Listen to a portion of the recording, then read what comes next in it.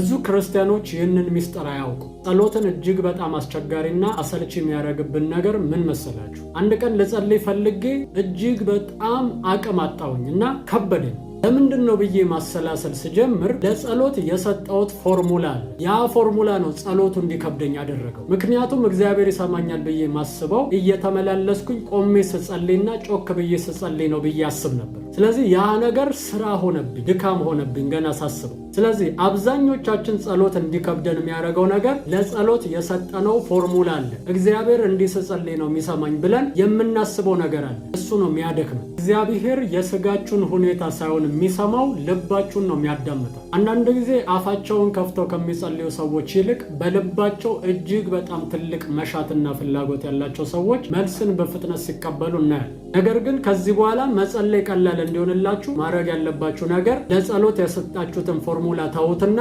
ልባችሁ እግዚአብሔር ላይ ትኩረት እንዲያደርግ ብቻ አድርጉ። ከዛ በኋላ ቁጭ ብላችሁም ይሁን እየሄዳችሁም ይሁን ተንበርክካችሁም መጸለይን ተለማመዱ። ያን ጊዜ ጸሎት ሕይወታችሁ ብርቱ ይሆናል። ጠንካራ የጸሎት ሰዎች መሆን ትችላላችሁ ማለት ነው።